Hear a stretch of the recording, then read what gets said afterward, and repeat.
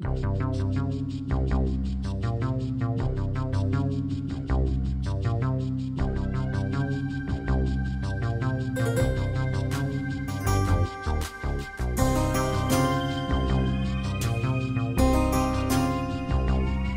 to Spooky Ass Shit. I am your host, Eric Dwinells. It is a snowy, disgustingly snowy night here in Boston, and we are constantly hearing traffic and plows slushing through the snow, just like I slushed through that word. And I apologize if that comes through. Usually the microphone doesn't pick it up, but they do seem extremely loud tonight, so I'm doing my best, and I'm also hoping to get this done before the landlord comes by and starts using his snowblower. Tonight we are going to be talking about a haunted swamp down in Louisiana, a swamp that is haunted not only by ghosts, but also werewolves of a sort. We're going to get to that, but before we do, I have some things to catch you up on, and of course, first and foremost, I want to remind you all to check out the website. That is spookyas.com or spookyasshit.com. There you can listen to each and every episode of the show, even the ones no longer available on certain podcast streaming utilities. That also is where you can find links to all of our social media. We are at Spooky Ass Shit on both Twitter and Instagram, and you can find us on Facebook at facebook.com/spookyas. And don't forget, when you're on Facebook, you can also join our closed group. The public group is great if you just want info on the show and you just want to see some pictures that I post sometimes. But if you really want to dive in and talk with like-minded spookaroos out there, then you got to join the Spookaroo group. So that is our closed group where the public at large can't see all the nasty little thoughts that we have in our head that we share with each other. Also on the website, spookyas.com, we now have a store where you can purchase shirts, stickers, and tote bags. And I've got news for you folks. I'm going to be adding some more merchandise to that shortly. I can't put a time frame on it exactly, but probably within the next few months anyway. And when you go there, by the way, it seems like some people aren't realizing that the way that TeePublic works, which is the partnered website where we're selling the merchandise through, you have to scroll down. So you click on the design and then you scroll down and you can choose whether you want to get a t-shirt, a sticker, or a tote bag. So don't go there and say, hey, I only see the t-shirts available. It seems like most of you are figuring it out, but I did get this question a few times. You just got to scroll down and then all the items are there. It's all just done by design. Okay, I told you guys that I had a few things to catch you up on, and that will begin with my voice. It might sound a little bit funny tonight. I'm still just getting over my cold here that I had starting in the last episode. I think it sounds better, but there's still a little bit left over. And if you are a member of the Facebook group, you had the opportunity to see it in full force when I made a video that I posted to Facebook, and several people wrote in to ask if I was okay. Yes, just a little under the weather with a cold. But yeah, so that's the other thing about the Facebook group. Sometimes I go there and I post little videos. This one was just kind of a question video, but I've also done stuff like a day in the life of the witch finder and, you know, fun little things like that. So if you want to check that stuff out, you got to go to Facebook, and some of those videos are only available to the Spookaroos, so you got to check out there. The other thing I wanted to catch you up on, the big thing that I wanted to catch you up on, is we have further updates on Johnstone's Inn, or as it's known now, Stone's Public House. Longtime listeners will know that this is my hometown haunt. I even reposted the episode that I did about it a few months back. And this was with guest co-host Jenny Blades, who is also from Ashland. And Ashland, Massachusetts is not a very famous town, I wouldn't say, but it was a lovely place to grow up. And one of the things about the town is we do have our own haunting legend, and that, when I was a kid growing up, it was a place called Johnstone's Inn, now still open, but known as Stone's Public House. Now, this place there's all sorts of rumors about it, and I won't go into all the legends and everything. You can listen to the episode if you want to learn that stuff, and I highly advise that you do. It was episode number 3, or the remix episode, which was not too long ago, just a few months back. But basically, it's haunted by various spirits. One of them is believed to be a little girl that was run over by a train. That figures into the real-life story because there was a dress that allegedly was found in the attic and it was supposed to be she was wearing this dress. They had to cut it off her in their rescue efforts before. Well, I guess this happened in the I forget exactly when, but sometime in the mid 1800s. So I don't think they were waiting for an ambulance per se, but whatever they were up to, trying to save her life, they had to cut off this dress, and she died, unfortunately. And this dress remained in the attic until someone found it more recently. They took it home. Weird things started happening at their house. They brought it back, and it stayed in the inn ever since. Although has it, because allegedly it was on display for a long time. I never saw it on display. And then when I started to go in, I would ask about it, and every single time they gave me the same answer. It's out for reframing. And I know Jenny Blades would check in sometimes too, and she'd get the same answer. It's out for reframing. Eventually, she asked one time, and they did have it. And it was not on display, but they did have it very poorly framed in just like this glass thing, and it was kind of sticking out the bottom and everything. And, you know, some question as to the authenticity of the dress, but even after that, it was not on display. Finally, just, a month or two ago, they put it back on display. In fact, when you walk in the door, if you look up the flight of stairs that you see as soon as you walk in the door, the dress is hanging right there. Now, I don't believe that this is the dress that Mary was wearing when she was hit by the train, for many reasons. But still, it's cool that a little piece of the local legend has been restored to a place of honor. And I like to feel that whether directly or indirectly, this show had something to do with that, because I recently spoke to the manager there, and they mentioned that a lot of people have been coming in asking about the dress. And I feel like maybe the show had something to do with that. Now, when I went there for dinner a few weeks ago, I noticed that they had a little flyer that said they are doing a haunted history evening, and that it was going to be hosted by a guy named Dave Francis. Now, I was very excited about that, and I said to a certain young woman who I was with that we should get tickets and go to this thing. It was $25, dinner included. And I said, hey, that's a bargain, because that's about what you'd pay for dinner normally at Johnstone's, and you get some ghost stories as well. So I texted some friends and family members that I thought would also be interested in this evening, hoping to get a nice little group together. A couple days later, I'd heard from everybody, so I said, okay, let's go ahead and make those reservations. Well, guess what? By the time we called, and it was only really one business day later, because they're closed on Mondays, so we called on Tuesday, it was sold out. So even I, the great Eric Dwinells, who's a big supporter of Stone's Public House, I could not get in to this event. It was already sold out. So I was super bummed about it. I posted about it on Facebook and on Instagram, and to my surprise, the man running the evening, Dave Francis, reached out to me.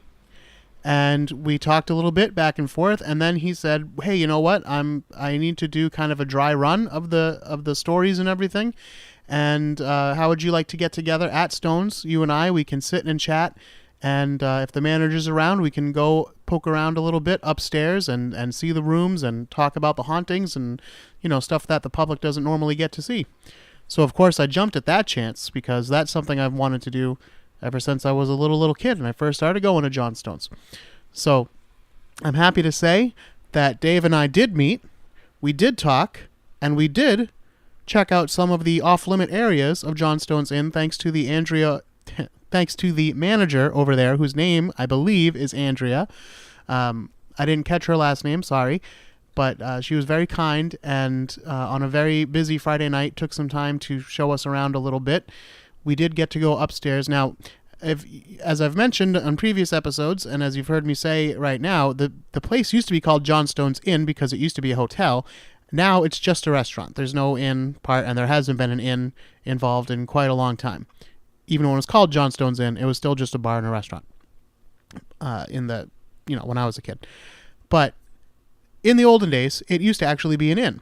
So if you go upstairs to the third floor, that is where there are some guest rooms still to this day, and then there's an attic above that. We didn't get to go all the way up to the attic, but we went up to the floor where the guest rooms are and to what used to be the ballroom, which is actually on the second floor, but you'd never know it because it's off limits. They use it for storage now. They have like Christmas trees and stuff in there, and extra tables. So I can't claim that I had any ghostly experiences up there. It is spooky, but then again, when you're poking around at 10 or 11 o'clock at night, whatever time it was when we got there, and you're in the part of the building that has no electricity and you're only going by the flashlight on somebody's camera, it's bound to be spooky. And of course, it's rather dilapidated looking up there because they haven't actually used that space in over 100 years, probably maybe even longer than that. I'm not sure. But it was really cool looking and really spooky looking. And we talked about some of the hauntings. Dave was a great tour guide, as well as Andrea, and shared some of their experiences having been there before. I talked about what it was like when I was a little kid and I went there for birthday parties because I was friends with the daughter's owner back in those days. And then we went back downstairs, and I will say that I did notice a different physical feeling when I went back downstairs. I felt that there was a heaviness when we were upstairs, and when we got back downstairs, I felt much lighter. I just felt like there was a physical difference. Now, some people would say this is the spirits, right? I would say that it is more likely because I am an asthmatic, and we were upstairs in a dusty, old, dilapidated place on a cold night with no heat, no electricity, and then we came back downstairs where it's nice and warm and much less dust and all. So I would imagine that had more to do with it than spirits, but hey, who knows? I did feel a physical effect, I'll just say that. So that was really cool. I would recommend that you go check out Dave Francis and his Ghost Tales at John Stone's, but it's already sold out. Good news is the manager did mention that they would be interested in doing more, so hopefully that happens, and if it does, I will let you know, and hopefully I will see you there in your Spookaroos t-shirt representing, and we can hear some more ghost stories about John Stone's Inn. Stone's Public House. I really got to get used to calling it Stone's Public House. It was John Stone's Inn all my life, but of course the owners and managers and staff there now would probably much rather that I call it by its proper current name, Stone's Public House in Ashland, Massachusetts. I did take photos, just a couple, from this adventure. You can see them on the Instagram, and you can also find them on Facebook. I forget if I posted them on the public group or the Spookaroo group, but they're there somewhere, and they're there on Instagram as well. So please do check those out. All right, without any further ado, let's get into it. We are talking about the haunting of Manchac Swamp in Louisiana. This is in a place known as St. John's Parish, and I'm not exactly sure. I know Louisiana is split up into, groups called parishes. I'm not exactly sure how or why that works, but that's the case. I'm sure I could look it up, but listen, I got to do enough research for the show. Why locals call things different things, that's up to them. Okay, so the first legend I want to tell you about is the legend of Julia Brown, although in some reports I heard her referred to as Julia White. Most commonly, she's known as Julia Brown, so I'm not exactly sure, but we're going to go with Julia Brown. She was a faith healer who lived in a very small town called Ferner, surrounded by Manchac Swamp. Now, she was a healer, and her healing abilities were respected by the locals. Some said she could even send out powerful prayers to raise others up or to tear them down. Julia was living during the late 1800s into the early 1900s, by the way, and this mix of kind of being a helper and also kind of a mystic was very enticing to the locals, but they both feared and respected her, and this blend of fear and respect caused most of them to just stay clear of Julia until they needed something from her. Oh, sure, if they were sick or in need of healing, they might visit her. If they needed a powerful prayer said on their behalf, they might go knocking on Julia's door, but otherwise, the town would just as soon stay clear of Julia Brown. Some even wondered where her supposed powers came from. Some said she was no Christian faith healer at all. They claimed she was, in fact, a voodoo priestess. Years of mistrust and exploitation turned Julia into a bitter woman. She'd just as soon spit on her neighbors as heal them, but if they had cash, she'd cure what ailed them. As the townfolk would pass by, they would see Julia sitting on her porch and strumming her guitar. Sometimes she would make up little songs using the names of people in town. These songs would contain predictions, such as, "Miss Beneford will come sick tomorrow." This was especially troubling to the neighbors, as many of these predictions were said to have come true. In her final days, Julia began to sing the same refrain over and over. It contained a rather ominous prediction. Julia sang, "One day I'm going to die and I'll take this whole town with me." This is one of the predictions that Julia is said to have gotten right. When Julia died in 1915, nearly the entire town attended her funeral, perhaps out of guilt, boredom, or maybe in an attempt to curry favor with the voodoo priest spirit. The ceremony took place on September 29th, and that very same day, a Category 4 hurricane swept through Louisiana, flattening small towns like Vernier. All of the townsfolk died except for 2, who happened to be out of town that day. A graveyard was erected for the deceased. All the bodies were buried in a mass grave, and later a wooden fence was erected around it, as well as wooden grave markers. Julia's grave is set far away from the markers of her neighbors, which is probably for the best. She was never too fond of them anyway. Now, it is said that her spirit haunts that swamp, and should you visit some night, you might hear her singing one of her songs.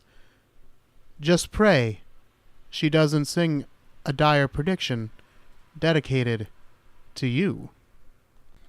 But there is more than one paranormal creature said to lurk in Manchac Swamp.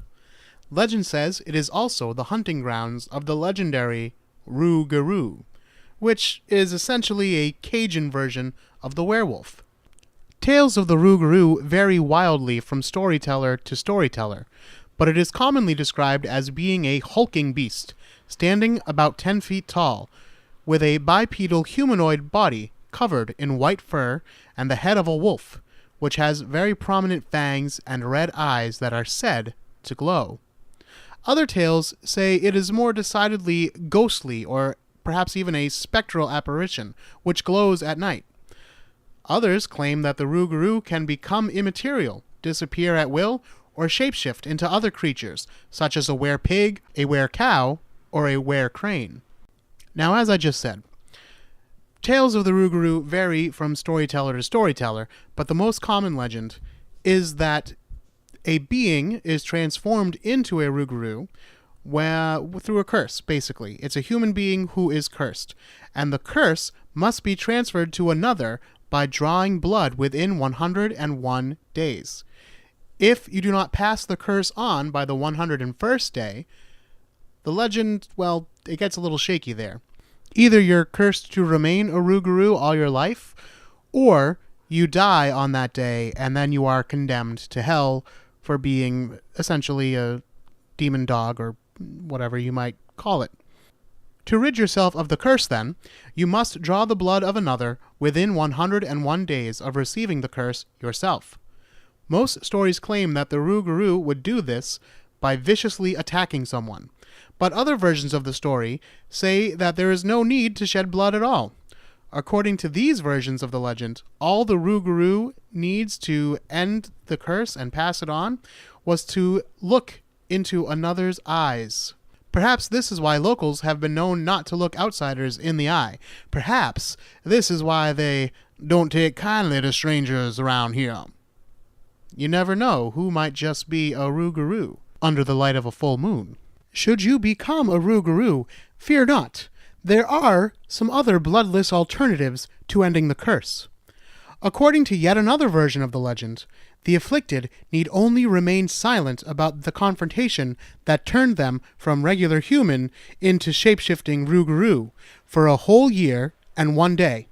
If they can remain silent about this encounter, both the newly transformed rougarou and the previous rougarou that had transformed them to begin with will now be set free of the curse. There is an old story about a young newlywed couple.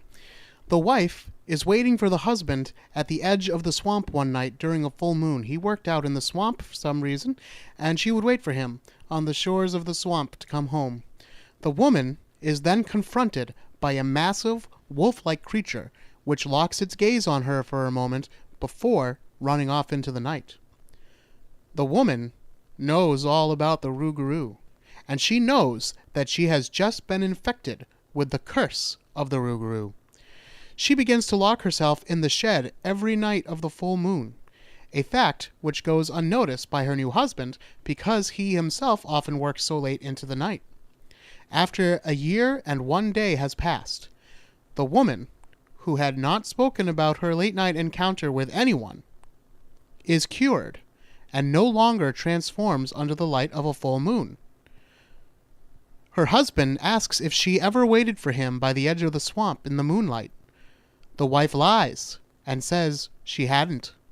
The husband stated that he knew the bride was lying, for he was the creature she had seen on that night 1 day and 1 year ago. Far from being upset at her attempted deception, the husband was overjoyed, for her silence had saved them both. If the wife had an issue with her husband cursing her in the first place is not recorded. In another tale, a boy was on his way home when he came across a huge white dog, which was acting aggressively towards him. The dog snarled and eventually bit the boy. The boy then reached for a knife that he carried in his backpack and slashed at the attacking creature. The animal then transformed into a human being, and he told the boy that he had been cursed by the devil to become this creature. The stranger warned the boy that the same fate would befall him if he was not careful. The stranger also warned that if the boy told anyone about this encounter, he would become a rougarou. Being an asshole, the boy promptly told all of his friends. Shortly thereafter, it was reported that the boy began to disappear from his room at night, only to reappear the following morning with no memory of where he had been. Sometimes he would be splattered in blood that was not his own. Several years later, the boy was found dead in the street one early morning. Authorities ruled it a suicide, but those who knew him claimed that the boy had been a rougarou. The rougarou is said to especially enjoy the taste of naughty children and Catholics who don't follow the traditions of Lent. I thought those were interesting little details. Naughty children you can understand. This is like a boogeyman, right? If you stay out too late, the rougarou will get you. If you don't do as I say, we'll feed you to the rougarou. I can understand that. The thing about Catholics, that has to be a bit of the boogeyman too, but I do think it's oddly specific. If you're a Catholic and you don't follow Lent, you could turn into a rougarou. For those of you who don't know, Lent is the time before Easter, between Palm Sunday and Easter, and you're supposed to choose something that means something to you and give it up for that entire time. So when you're a kid, it was usually something like candy or something like that. As an adult, I can't say for sure. I was never a Catholic as an adult, but I certainly grew up as one as a child. So you had to give up, I might like, for example, I loved wrestling when I was a kid, so I might say, I'm not going to watch wrestling. It was supposed to be like a sacrifice, like a little bit of a sacrifice that you're giving up in memory of the sacrifice that Jesus, did I just say Jeebus? I think I did by accident. Jesus gave up, his life and all. So you're supposed to give up a little something in the time of Lent. And you can't eat meat on Fridays. So you're supposed to have fish, although we never did that in my family, thank goodness, because I can't stand fish, as you know, if you listen to the episode about Jaws. Of course, this is just the tip of the iceberg as far as Louisiana legends go. That I have never been there myself, but that is a place that I would love to visit. I would love to check out Mardi Gras, but I'd also like to just go down when it's not so crazy and full of drunk people. I would like to just go and explore the culture down there, even dig into the voodoo, because that is something that I am very interested in. And just knowing all the myths and legends, it's definitely kind of a mystical place from what I've been led to believe. They kind of market themselves that way. And I think it would just be cool. And then, of course, you just see pictures. For example, pictures of this swamp, the very swamp that we're talking about. It is part of the bayou, and it's just so, like, overgrown looking and mossy and like, it looks like horror movie, legendary swamp kind of things, but also beautiful in its own way, too. And I just think that would be so cool to check out. So I definitely want to try to get down there. If you're from down that way, or you've been down that way and you have stories to share about it, please do write in spookyasshit@gmail.com, or of course you can find us on Facebook and message us there. I would love to hear any more interesting local legends that I should dive into. I'd heard about a rougarou, of course, in general, but not specifically as it relates to Manchac Swamp. So that was very interesting to learn, and I'd never heard about Julia Brown. I've heard of downtown Julie Brown, but that's a different person, it turns out. I don't know, that was kind of a dad joke, but I had to fit it in there. Someone had to say it. There's a lot of people listening to this who don't even know who downtown Julie Brown is. So that was definitely a dad joke, and I'm not even a dad. All right, short and sweet, but that is where we're going to wrap it up for this week. Next week is our birthday show. I'm trying to think of something a little bit different to do. It's not going to be as big as last year where we did our 100th episode and did our birthday show. It's not going to be anything, that fancy. But I'm trying to think of something special. But who knows? Maybe it'll just be a nice regular episode, and I'll just say happy birthday at the end to the show. We are going into our, I guess this is the third birthday, but that means the fourth season of the show. So that's a little bit of staying power. I'm pretty proud of that. Pretty proud that we've made it this far. And as always, I thank you for being a part of it. Please continue to listen to the show, and if you could, recommend it to somebody you know. Maybe you know a spookaroo who doesn't even know they're a spookaroo. Someone who's into spooky stuff. Not just ghost stories, not just true crime, not just those things, but also just anything spooky. Sometimes we talk about movies. I've got episodes coming up talking about video games, and just anything that could be spooky. Old toys we're going to get into someday. So that's really the point of the show, and I hope that I know it's kind of might be too wide a net for some folks. Some folks just want to hear ghost stories. Some folks just want to hear about true crime. But I like to mix it up, like an old episode of Unsolved Mysteries.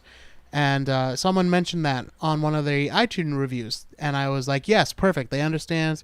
They get exactly what we're going for. Speaking of iTunes reviews, if you could head over to iTunes and leave us a nice 5-star review, or Apple Podcast, I should say, or wherever you happen to listen from. I know iHeartRadio does let you leave reviews, and I'm sorry, I don't know if iHeartRadio does. I know Spotify does, and other places. YouTube, of course. If you're listening on YouTube, if you could leave a nice comment, I would really appreciate it. It would mean a lot to me.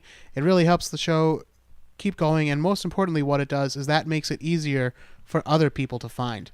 And let's not lose sight of the fact, like I mentioned last time we spoke, I am well aware that there are about a bajillion podcasts that you could be listening to right now, and for whatever reason, you've chosen to be here with me, and I fully, fully appreciate that, and I thank you so much for doing that. I hope you'll continue to do it. I hope you'll write in and share your stories with me, even if they're not about Louisiana. I just want to hear from you guys. If you've got interesting stories to tell, paranormal stories, whether they be about ghosts, aliens, shadow people, leprechauns, gremlins, demons, whatever you got, bring it on. I want to hear it. And you can still write in and tell me about your own hometown haunts, especially if they're international. I'd love to hear some more stories from around the world. I like to do a lot of local stories about, Massachusetts and Boston and this kind of area, because I think it's good to highlight where you're from too, and tell your stories, your folk tales, your legends. But I'd love to hear yours as well. So go ahead and send those in to me via the website or the Gmail, spookyasshit@gmail.com. And maybe your hometown haunt will be the subject of the very next episode of Spooky Ass Shit. Well, probably not the very next episode, because I already have plans for that, but an upcoming episode. You all know what I meant. Until next time, Check out the website, spookyas.com or spookyasshit.com. Find us on Instagram at spookyasshit. Find us on Facebook at facebook.com/spookyas. And don't be afraid.